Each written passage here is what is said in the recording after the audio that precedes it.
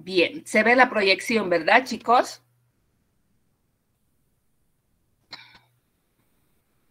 Sí, doctora. Muy bien, listo, gracias por contestar. Bueno, entonces, como les decía, continuando con esto de la nutrición y la enfermedad, pues ahora vamos a hablar sobre la obesidad, sobrepeso y obesidad, que es otra patología nutricional que ustedes van a encontrar con frecuencia en el desarrollo de su carrera. Bueno, la definición, ¿no? El sobrepeso y la obesidad se definen como una acumulación anormal o excesiva de grasa que puede ser perjudicial para la salud. Bueno, en general siempre es perjudicial, ¿verdad? Entonces, según la Organización Mundial de la Salud, ¿no? Se considera sobrepeso cuando la persona tiene un índice de masa corporal igual o superior a 25. Y se considera obesidad cuando este índice de masa corporal es igual o superior a 30, ¿no? Esto es según la Organización Mundial de la Salud. ¿Por qué vamos a hablar del sobrepeso y la obesidad? ¿Cuál es la importancia? ¿No? Bueno, resulta que desde 1975 la obesidad casi se ha triplicado en todo el mundo, o sea, ha ido en aumento. El 2016, más de 1.900 millones de adultos de 18 a más años tenían sobrepeso. Y de ellos, 650 millones eran obesos, ¿no? Vean las estadísticas. Igual 2016, el 39% de las personas adultas de 18 a más años tienen sobrepeso y el 13% eran obesas, ¿no? La mayoría de la población mundial vive en países donde el sobrepeso y la obesidad pues es la causa de mortalidad, ¿no? Más frecuente, y esta causa supera a la causa de mortalidad de la desnutrición, que antes era la causa nutricional más frecuente, ¿no? Entonces, igual el 2016, 41 millones de niños menores de 5 años tenían sobrepeso y eran obesos. O sea que esta patología no solamente está en la población adulta, sino también en los niños, ¿no? Entonces, el 2016 había más de 340 millones de niños y adolescentes entre los 5 y los 19 años con sobrepeso o con obesidad. Y lo más importante, lo que ustedes tienen que tener en mente siempre, es que la obesidad puede prevenirse. Entonces, aquí está la clave, ¿no? Por eso es que es tan importante que ustedes conozcan esta patología y la puedan detectar, ¿no? Aquí es lo más importante, es la prevención. Entonces, esta patología sí se puede prevenir. El diagnóstico. Bueno, pues el diagnóstico dice que el diagnóstico de la obesidad es el diagnóstico más fácil de realizar, ¿no? Es nada más ver al paciente y tenemos el diagnóstico, ¿verdad? No necesitamos más nada. Entonces, obviamente está caracterizado por el aumento de la cantidad de grasa corporal, ¿no? Y como había mencionado antes, pues por recomendación de la Organización Mundial de la Salud, el parámetro que se utiliza para hacer el diagnóstico, el parámetro más frecuente sería, ¿no? Que se utiliza es el índice de masa corporal, que se obtiene con el peso dividiendo entre la altura o la estatura metros cuadrados al cuadrado, ¿no? Entonces, estos son los valores que han sido emitidos por la Organización Mundial de la Salud. Se considera un índice de masa corporal normal entre 18.5 a 24.9 kilos, ¿no?, por metro cuadrado. El sobrepeso va de 25 a 29.9. La obesidad, como ya les había dicho antes, está más de cuando el índice de masa corporal es superior a 30, va de 30 a 34.9. La obesidad mórbida va de 35 a 49.9 y la obesidad extrema es mayor a 50. Esos son los valores de la Organización Mundial de la Salud. En los niños, el diagnóstico, bueno, actualmente hay tablas de índice de masa corporal que ha emitido la Organización Mundial de la Salud. Hasta hace poco no teníamos estas tablas, ¿no? Entonces, para hacer el diagnóstico en los niños se utilizaban otros parámetros que también han sido emitidos por la Organización Mundial de la Salud. Entonces, se tomaba en cuenta la edad al definir el sobrepeso, ¿no?, y la obesidad. Y entonces, en los niños menores de 5 años, se considera sobrepeso cuando el peso para la estatura es más de 2 desviaciones por encima de la mediana, ¿no? Siempre utilizando las tablas de crecimiento de la Organización Mundial de la Salud. Y se considera obesidad cuando el peso para la estatura es más de 3 desviaciones por encima de la mediana, ¿no? En los niños de 5 a 19 años, se considera sobrepeso cuando el índice de masa corporal está 1 desviación por encima de la mediana. Y se considera obesidad cuando el índice de masa corporal está 2 desviaciones por encima de la mediana. Como siempre, nuevamente recalcando, utilizando los patrones de crecimiento de la Organización Mundial de la Salud. Pues aquí está la fórmula para obtener el índice de masa corporal y pues se clasifica con sobrepeso cuando el índice de masa corporal está por encima del percentil 85 y obeso cuando este índice de masa corporal está por encima del percentil 95.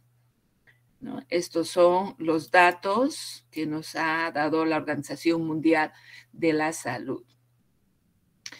Un niño también se lo considera obeso cuando su peso sobrepasa el 20% del peso ideal. Esa es otra forma de calcular. Lo triste es que cuando los niños tienen obesidad entre los 6 meses y los 7 años de vida, pues esos niños tienen la probabilidad de ser obesos en la edad adulta, pues en el 40%. O sea, el porcentaje es altísimo cuando ya tienen el diagnóstico de sobrepeso o también obesidad, pues antes de los 6 años. Pero también es importante considerar cuál es la causa del sobrepeso. Hay muchos niños que van a tener sobrepeso y han sido criados pues con lactancia materna exclusiva, como se recomienda, hasta los 6 meses, y luego han continuado con lactancia materna hasta el año o los 2 años y tienen sobrepeso. Esos niños tienen menor probabilidad de ser obesos en la edad adulta. A ellos hay que darles oportunidad prácticamente hasta los 13 años y van a regular solo su peso. No ocurre lo mismo con los niños, pues, que han recibido fórmula, ¿no?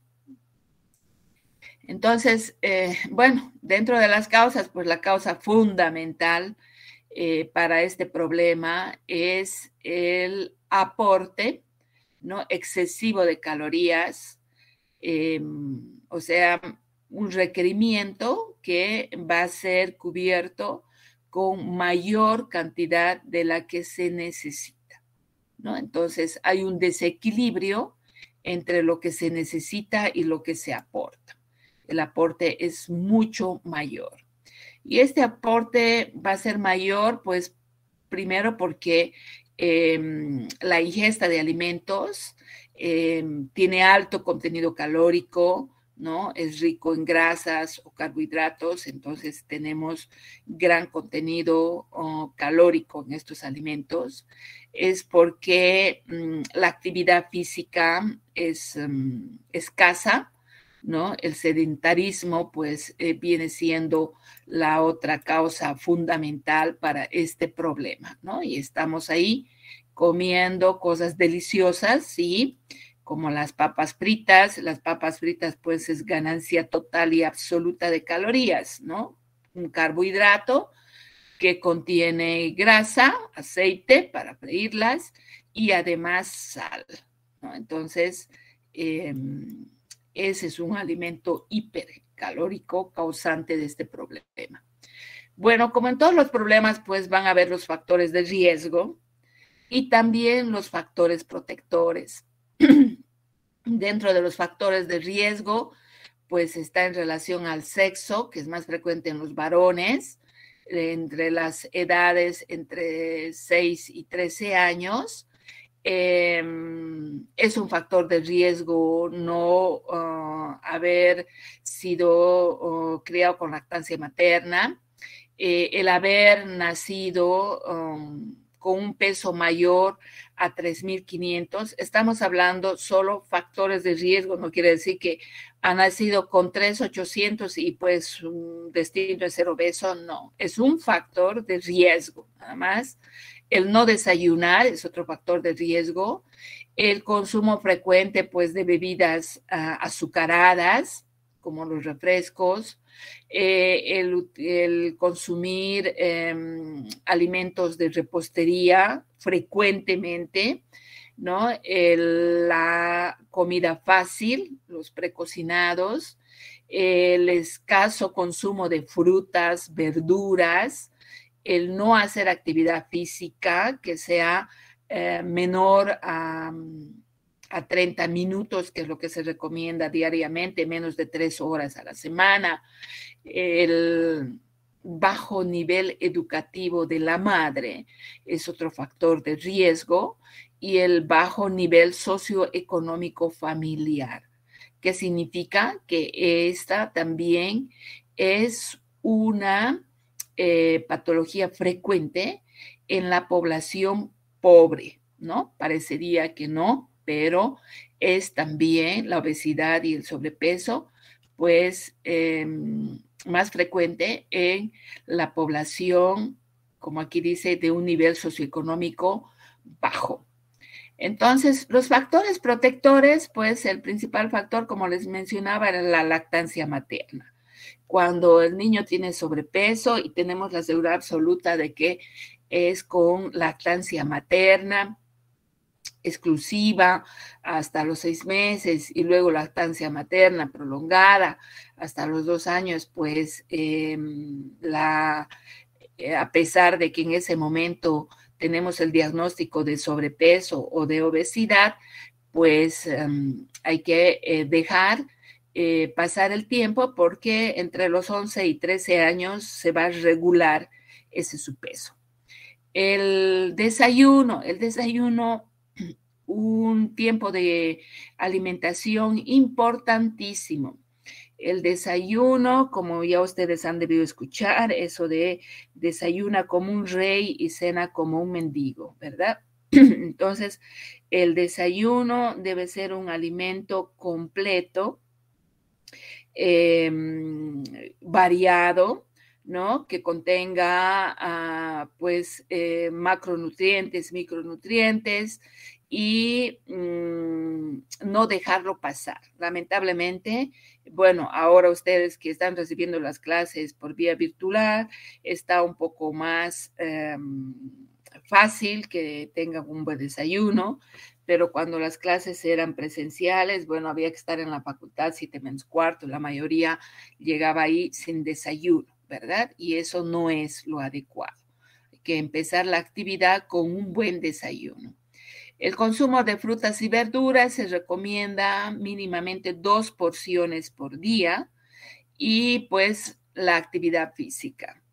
La actividad física es fundamental y la recomendación 30 minutos de actividad física regular y forzada. Esa es la recomendación que se debe hacer diariamente, ¿no? Los 30 minutos.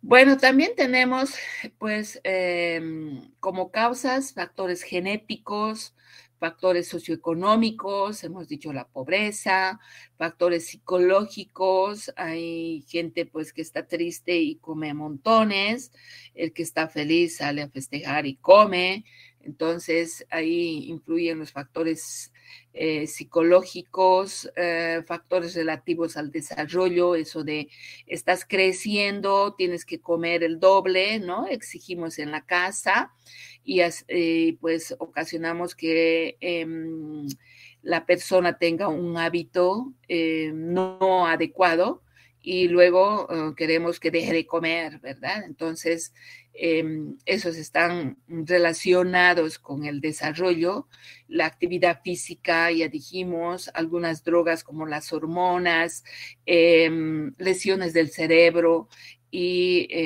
ya decía algunos fármacos, ¿no? Cuando hay lesiones del cerebro, pues la persona permanece o recostada o sentada. Entonces, esto hace que aumente el peso. Las consecuencias. Las consecuencias son terribles. Podemos puede ser una complicación de este problema, la diabetes, pues el tener colesteroles altos que van a predisponer a enfermedades coronarias, cerebrovasculares, desarrollar hipertensión arterial, la baja autoestima, no hay gordo feliz, les tengo que decir eso con seguridad absoluta. Todos los gorditos somos de buen carácter, ¿no? Pero es una forma de, pues, como quien dice, distraer, ¿verdad? No es porque se sienta feliz.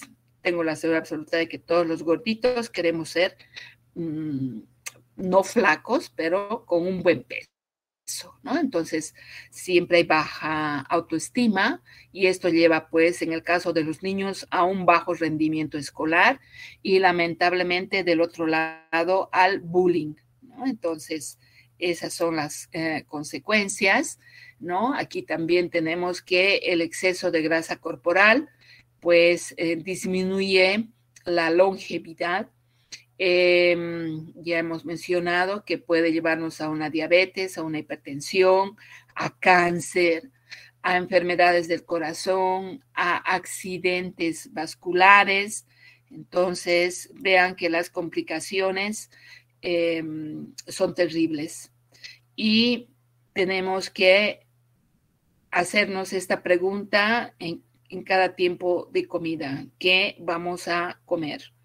¿No? ¿Cuál es la alimentación adecuada? En este caso, saludable, ¿no? Tenemos que buscar una alimentación, pues, saludable. Y estamos aquí, comemos ¿qué? ¿No? Esto que está delicioso o esto que es saludable. Frutas, ¿no? Verduras cocinadas saludables. Entonces,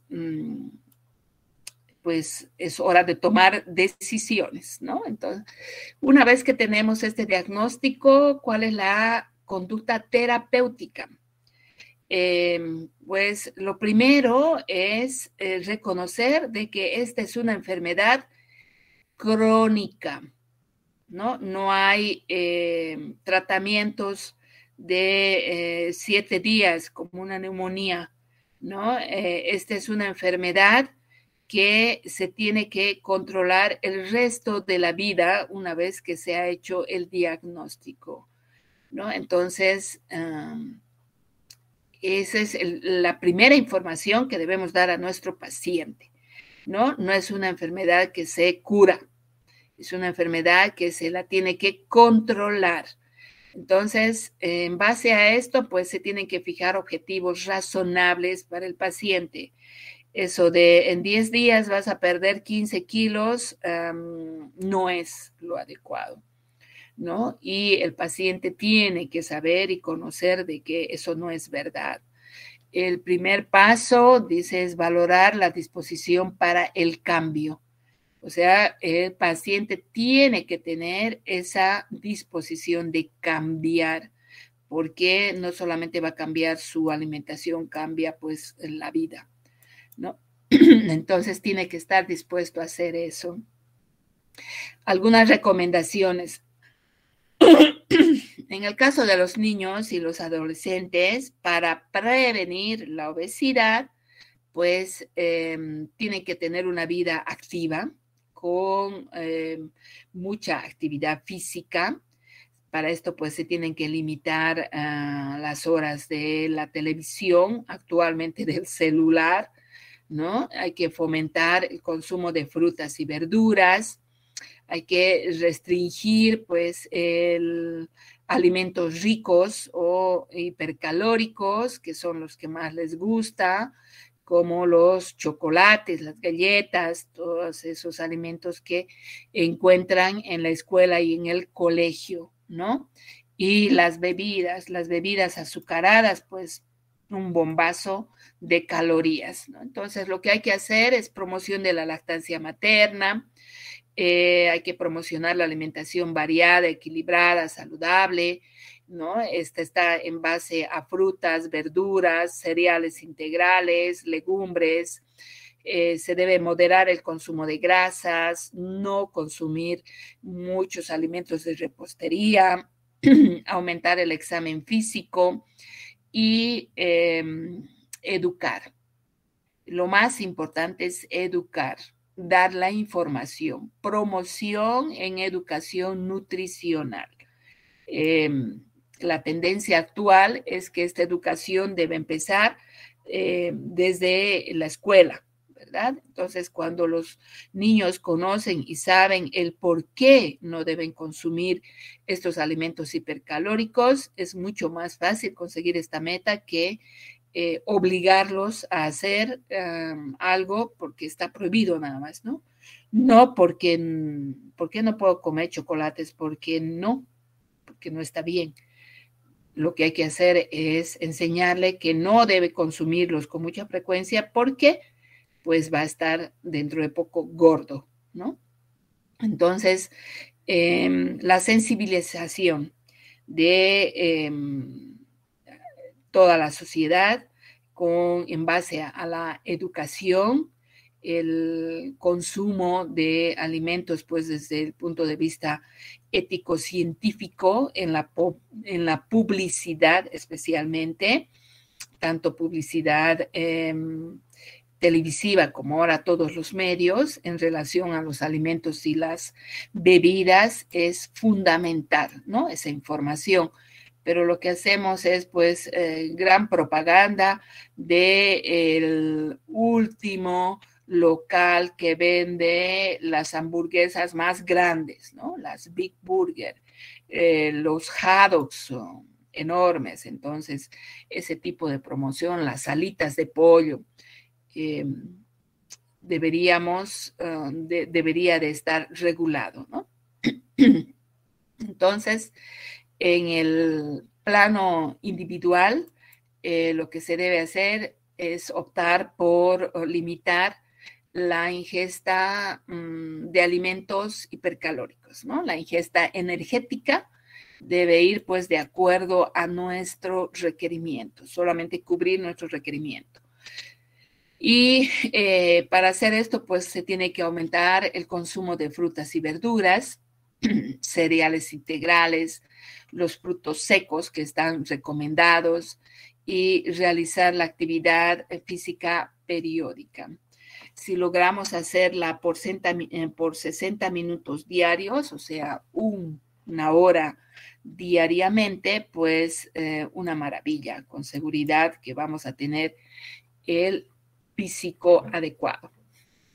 El tratamiento está basado en 3 pilares que son fundamentales, pues obviamente modificación de los hábitos alimentarios es uno, aumentar la actividad física es el otro, y el complementario es pues modificación de la conducta alimentaria, obviamente, en el paciente y en la familia, porque tiene que la familia acompañar. Entonces, toda la familia tiene que hacer dieta, ¿no? En el caso del cambio de la conducta alimentaria, pues la alimentación tiene que cambiar, salvo en los niños. En los niños obesos no podemos hacer las dietas que se aplican en la población adulta. Lo que hay que hacer es restringir el aumento de calorías en su alimentación, dejar que consuma lo que ha estado consumiendo hasta ese momento, porque el niño está en crecimiento. Entonces, su requerimiento va a ir aumentando. Lo que nosotros tenemos que hacer es detener ahí esa cantidad de calorías que está consumiendo, porque con su aumento de requerimiento, pues va a ir regulando de a poco.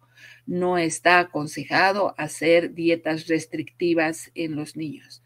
Todo obviamente depende también de la edad en la cual estamos haciendo el diagnóstico, ¿no? Lo que hay que hacer, pues, siempre es mantener el peso y tratar de llegar a un índice de masa corporal adecuado, ¿no?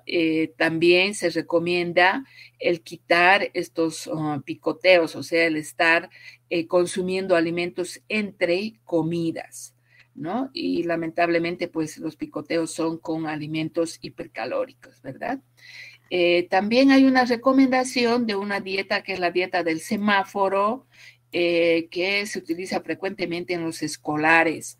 Ellos relacionan los colores del semáforo con los alimentos, ¿no? Entonces, todo lo que tiene gran cantidad de grasas, pues estarían relacionados con el color rojo, que es peligro, ¿verdad? Y que no se debe consumir todo lo que tiene alto contenido en grasas.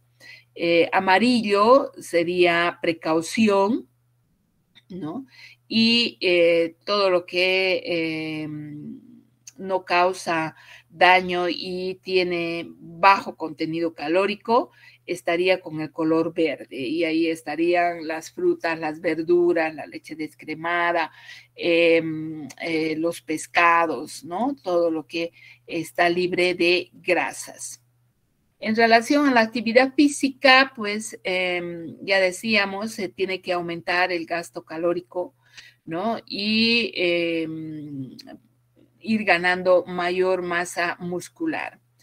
Se debe hacer actividad física. Esta puede ser, dependiendo del paciente, pues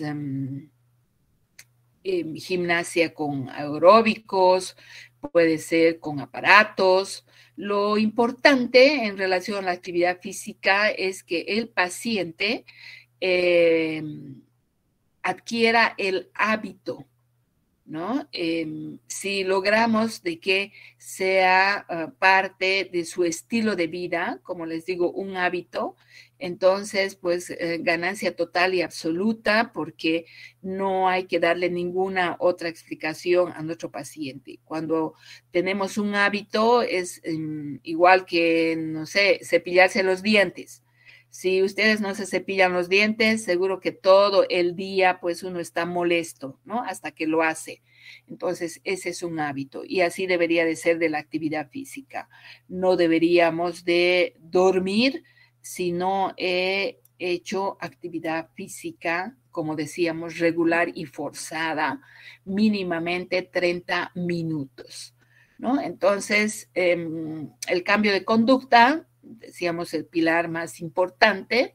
Y aquí lo que hay que hacer es, pues, los objetivos que ya sean alcanzables, ¿no? Mire, vamos a bajar 1 kilo este mes haciendo actividad física y dieta.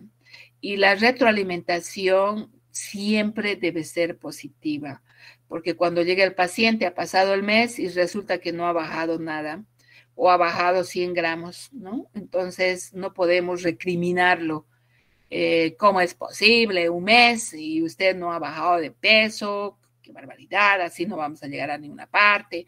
No, mire, no ha logrado el objetivo que nos habíamos puesto, que era bajar 1 kilo. Usted nada más ha bajado 100 gramos, pero ha bajado 100 gramos, lo cual quiere decir pues de que para la próxima vamos a lograr lo que nos hemos propuesto y va a ser 1 kilo, ¿no? Entonces, siempre la retroalimentación debe ser positiva con nuestro paciente y nuevamente volver a valorar todas las veces que hay el contacto, la predisposición al cambio, ¿no? El ver el entorno, la familia, la escuela, porque eso es determinante para que esta predisposición que tiene el paciente, pues, se pueda llevar adelante, ¿no? Y ver cuán comprometido está a alcanzar los objetivos, ¿no? El tratamiento en la obesidad primero tiene que ser racional, ir bajando de peso gradualmente, debe ser integral. No solamente nos podemos basar en súbase a la balanza, ha bajado de peso, está bien o está mal. Se tiene que hacer control minucioso de todo el funcionamiento del organismo, ¿no? Se debe llevar control con laboratorios y este control debe ser permanente. Tiene que haber valoración psicológica, valoración desde el punto de vista social del entorno, por eso es que decimos que es integral, ¿no? Y de mantenimiento. Una vez que hemos logrado que nuestro paciente llegue a tener el índice de masa corporal adecuado, debemos continuar haciendo el control, mantener ese peso, ¿no? Por eso es que en esta patología lo que se aplica es la prevención secundaria, ¿no es cierto? Diagnóstico precoz, tratamiento oportuno, limitación del daño, prevención secundaria. Cuando decimos integral, pues lo que ya habíamos mencionado, el estilo de vida, ¿no? También tiene que, en muchos casos, utilizarse tratamiento farmacológico o utilizar la cirugía. O sea, no es solamente dieta, dependiendo de cuál es el diagnóstico de nuestro paciente, pues se tiene que ver la posibilidad de aplicar todo este tipo de tratamientos, ¿no? Utilizando fármacos o acudiendo a la cirugía. No es solamente dieta. Obviamente la dieta es el pilar fundamental. Las recomendaciones del tratamiento y los macronutrientes, ¿no? Lo que hay que hacer es ir bajando el aporte calórico, disminuyendo entre 500 a 600 kilocalorías al día. O sea, esto es gradual, de a poco, ¿no? Se pueden empezar disminuyendo estas 500 a 600 kilocalorías al día sobre lo que ya, pues, lo que le corresponde, sobre su requerimiento, ¿no? Entonces, ir de a poco. Ya saben ustedes que las proporciones de la molécula calórica, lo recomendado es que hidratos de carbono estén entre el 45 y 55%, las proteínas del 15 al 25%, las grasas totales del 25 al 35% y la distribución de las diferentes grasas, pues prácticamente todas hay que disminuirla, especialmente las saturadas, ¿no? Se deben disminuir y lo que se recomienda es las monosaturadas, que tienen que estar entre el 15 al 20%, y se debe aplicar o tiene que estar dentro de la dieta, pues, una buena cantidad de fibra, que es lo que va a mantener una buena digestión, y la recomendación es entre el 20 y 40 gramos diarios, ¿no?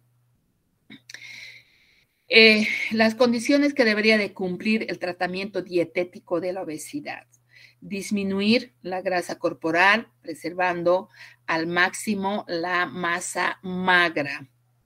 Debe de ser por tiempo prolongado, ya les decía, es una patología crónica. Debe ser eficaz a largo plazo. Esa debe ser nuestra meta. No hay tratamientos cortos. Y lo que hay que hacer es prevenir futuras ganancias, ¿no? Una vez que se ha logrado bajar de peso, pues evitar de todas maneras de que se vuelva nuevamente a ganar. Y esto se logra teniendo educación alimentaria. Es muy importante tener buenos hábitos alimentarios, ¿no? Se debe disminuir todos los factores de riesgo para alcanzar esta patología y evitar las complicaciones que ya hemos mencionado, pues son cardiovasculares, ¿no? Hipertensión arterial, diabetes, y de esta manera mejorar pues las complicaciones, como decíamos, la morbimortalidad que está relacionada con esta patología. También tenemos otras enfermedades como comorbilidad, ¿no? Que está vinculada a esta patología, como la apnea del sueño, la artrosis, el riesgo de adquirir pues alguna neoplasia, ¿no? Entonces, tiene que haber apoyo psicológico para mejorar el autoestima, que va a estar muy, muy afectado. Entonces, el tratamiento, como decíamos, tiene que ser integral y mejorar la calidad de vida. Entonces, las complicaciones que tenemos con esta patología, vean ustedes, altera todos los sistemas. En el caso de los niños, pues van a haber complicaciones neurológicas, cardiovasculares, endocrinas, musculoesqueléticas, renales, gastrointestinales, pulmonares, y las psicosociales, bajo autoestima, depresión, trastornos alimentarios. O sea, las complicaciones en todos los sistemas, órganos. Lo mismo ocurre con los adultos, ¿no? Está expuesto a accidentes cerebrovasculares, a la arteriosclerosis, insuficiencia cardíaca, insuficiencia renal, hipertensión arterial, diabetes, y también en los adultos tenemos la baja autoestima, ¿no? Entonces, los riesgos de un tratamiento dietético inadecuado, pues están ahí, originar desnutrición, o sea, llegar al otro extremo, ¿no? Empeorar el riesgo cardiovascular si es que no hacemos los controles regulares que les decía, ¿no? No es solamente bajar de peso y listo, se deben hacer controles bioquímicos, pues frecuentes, regulares, ir viendo cómo es que va esta evolución, ¿no? Lo que no debemos también dejar de lado es el hecho de transmitir conceptos erróneos sobre la obesidad y su tratamiento, ¿no?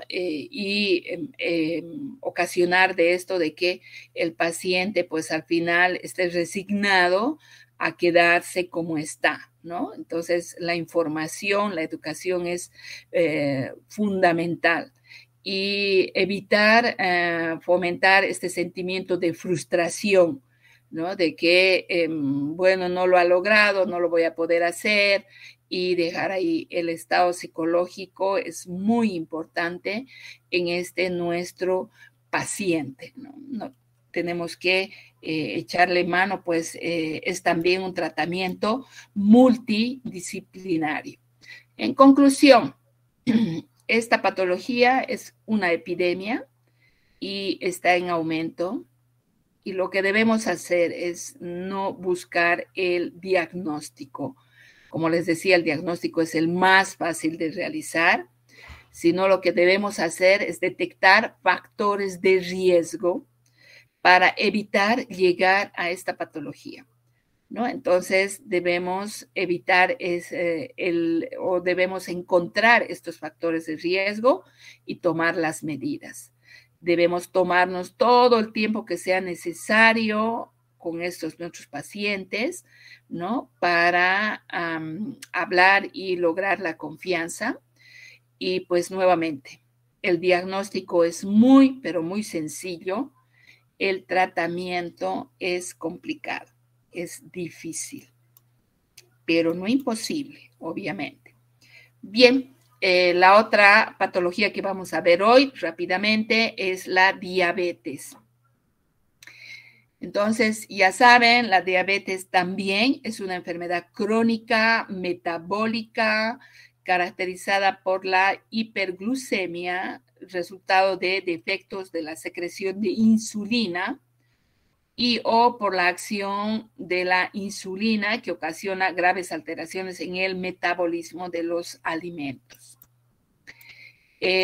Pues datos importantes referente a esta patología. El número de personas con diabetes pues ha ido aumentando porque también es una complicación del sobrepeso y la obesidad. Y si el sobrepeso y la obesidad aumentaba, pues la diabetes también, ¿no? Entonces ha ido aumentando, hay 108 millones, habían en 1980, y para el 2014 ya eran 422 millones. O sea, el aumento es veloz, altísimo, ¿no? Y en los mayores de 18 años se calcula que ha habido un aumento del casi 5% entre 1980 a el 2014, ¿no? Entonces, el aumento es altísimo. La prevalencia de la diabetes ha aumentado con mayor rapidez en los países de ingresos medianos y bajos como el nuestro. La diabetes es una importante causa de ceguera, de insuficiencia renal, de infarto de miocardio, de accidente cerebrovascular, de amputación de los miembros inferiores, o sea, vean otra vez, complicaciones severas, ¿no? Se estimaba que el 2015, pues, la diabetes iba a ser causa directa de 1.6 millones de muertes, ¿no? Entonces, pues la complicación o la morbimortalidad que trae esta patología es alta. Entonces, aproximadamente la mitad de las muertes atribuibles por hiperglucemia tienen lugar antes de los 70 años de edad, ¿no? Y según la Organización Mundial de la Salud, la diabetes pues será la 7ª causa de mortalidad para el 2030. Y también es una patología que se puede controlar, ¿no? Teniendo una dieta saludable, actividad física regular, manteniendo un peso corporal normal y evitando el consumo de algunos otros alimentos que van a complicar esta patología, como el tabaco y el alcohol. Entonces, la diabetes pues se puede tratar y se puede evitar todas estas complicaciones que acabamos de mencionar. ¿Cómo es que se clasifica la diabetes? La diabetes tenemos dentro de su clasificación la tipo 1, que es la insulino dependiente, la tipo 2, que no es insulino dependiente, y la diabetes secundaria, que se da por algunas otras enfermedades, medicamentos, ¿no? Y también tenemos la diabetes gestacional. Aquí tenemos este cuadrito donde nos explica esta clasificación. La tipo 1 se va a dar en menores de 30 años, en cambio la tipo 2 en mayores de 40 años. En relación al peso, pues la tipo 1 es un paciente delgado, en la tipo 2 hay sobrepeso, también obesidad. En relación a la insulina producida por el páncreas, pues en la tipo 1 no hay producción, en la tipo 2 hay producción o es poco o no funciona adecuadamente. Y para el tratamiento, la insulina en la tipo 1 se necesita usar insulina, en la tipo 2 se puede o no necesitar, y los otros nombres que tienen estos dos tipos de diabetes, pues a la 1 se la denomina la diabetes juvenil y a la tipo 2 la denominamos la diabetes del adulto, ¿no? Las consecuencias, pues la diabetes puede dañar el corazón, los vasos sanguíneos, los ojos, los riñones, los nervios, ¿no? Los pacientes con diabetes pues tienen de 2 a 3 veces mayor riesgo de infarto de miocardio y de accidentes cerebrovasculares.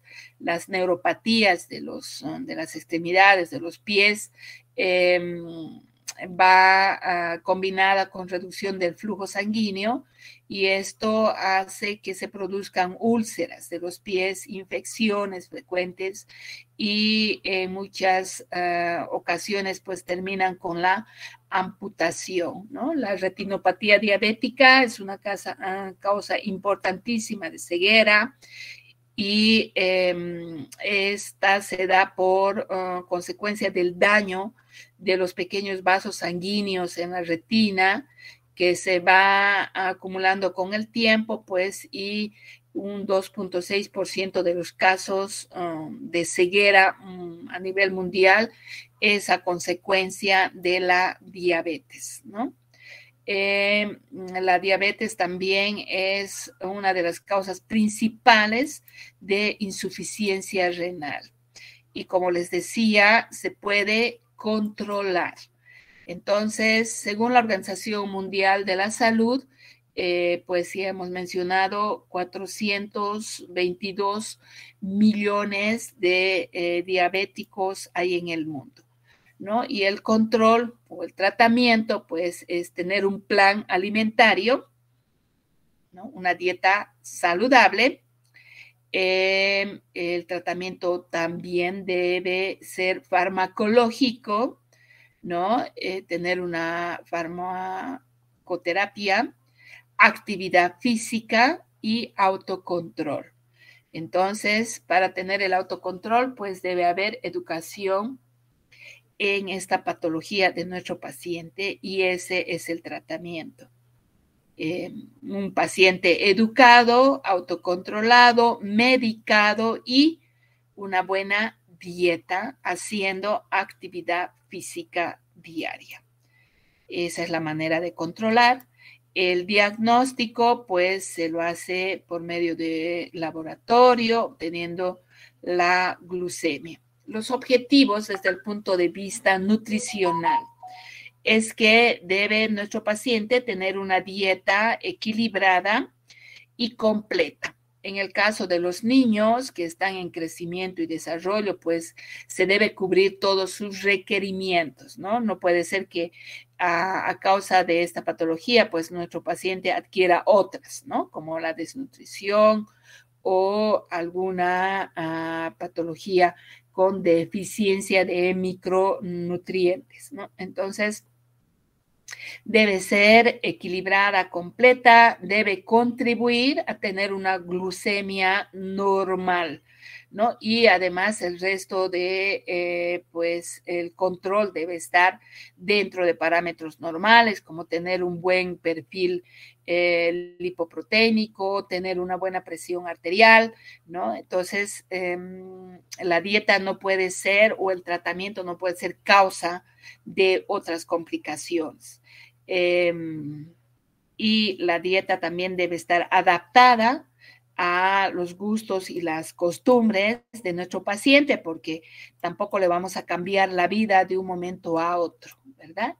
Las necesidades energéticas recomendadas también es individual, las dietas siempre son individuales para cada paciente, no hay dietas universales porque todos somos diferentes en relación a nuestros requerimientos energéticos, ¿no? Eso va a depender de nuestra actividad física y aún así, aunque tengamos la misma edad, el mismo tamaño, el mismo peso, pues nuestra actividad física no es la misma. Entonces eso hace que se cambien nuestros requerimientos nutricionales. Lo que se recomienda es de 30 a 35 kilocalorías por cada kilo.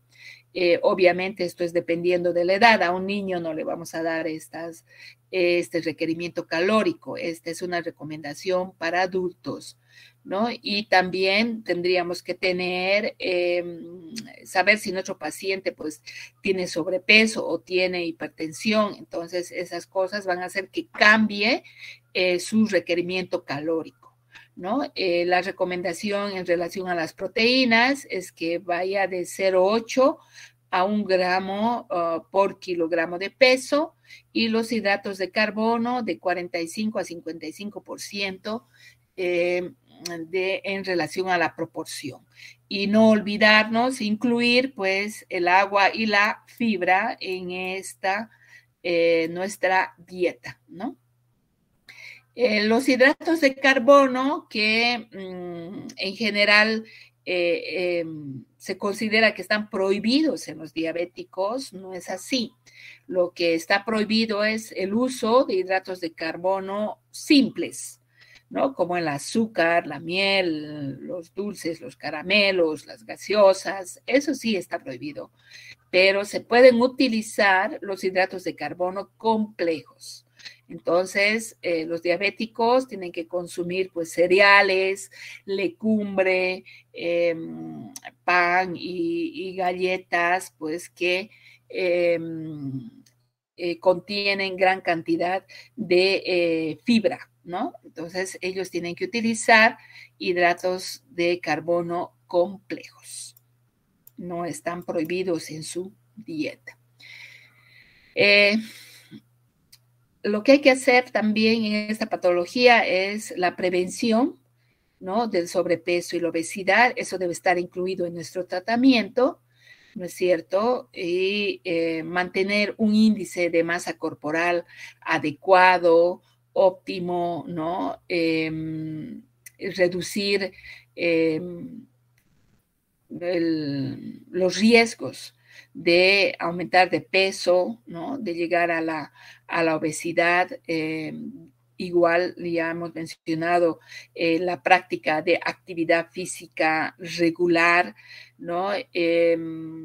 Revisar en la dieta, pues igual la ingesta de grasas saturadas que no deben superar el 10%, se recomienda siempre que esté por debajo del 7%, y utilizar pues todos estos alimentos integrales, ¿no?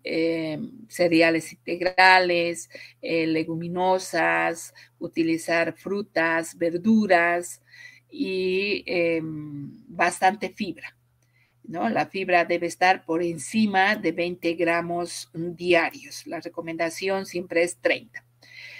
Entonces, este cuadrito que nos resume lo que debemos hacer con un diabético. El tratamiento del diabético pues tiene que ser dieta. Ya hemos mencionado las proporciones de carbohidratos, proteínas y grasas que debe de tener, el ejercicio y el tratamiento farmacológico. Entonces, en el tratamiento farmacológico tenemos dos opciones, que puede ser los hipoglicemiantes orales, que ya ustedes conocen, y por el otro lado la insulina, o combinados los dos o solamente alguno de ellos, ¿no? Entonces, esa es la recomendación del tratamiento, pues, en un diabético, ¿verdad? Para la prevención, pues debemos alcanzar y mantener un peso corporal adecuado, tener actividad física diaria, constante, 30 minutos como mínimo cada día, ¿no? Tener una dieta saludable, evitar los carbohidratos, las azúcares, las grasas saturadas, evitar el consumo del tabaco, ¿no? Porque pues esto aumenta los riesgos de enfermedades cardiovasculares. Entonces, esa es otra recomendación. Igual hay aquí un cuadrito para el tratamiento. Todo se empieza con dieta, actividad física, ¿no? Se debe hacer controles regulares cada 6 a 12 semanas, y viendo la evolución, pues ir haciendo las correcciones, pero las correcciones todas están en relación a eso, a la dieta, actividad física y tratamiento farmacológico. Bien, esto ha sido un poquito largo, pero necesario, y mañana estaríamos viendo este otro grupo de patologías. Han visto de que ahora hemos hablado hipertensión, sobrepeso, diabetes, y todas las dietas son restrictivas, ¿verdad? No consumir calorías, disminuir las grasas y todo lo demás. Mañana vamos a ver patologías como el cáncer, VIH y tuberculosis, y es el otro extremo. Aumentar calorías, ver cómo hacemos que nuestro paciente adquiera más nutrientes, ¿no? Entonces, vamos a nosotros en nuestra profesión, pues siempre estar en estas relaciones. En unos casos recomendar aumentar y en los otros pues disminuir.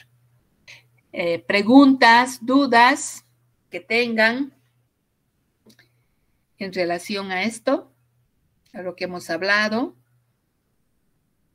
¿Cómo estamos?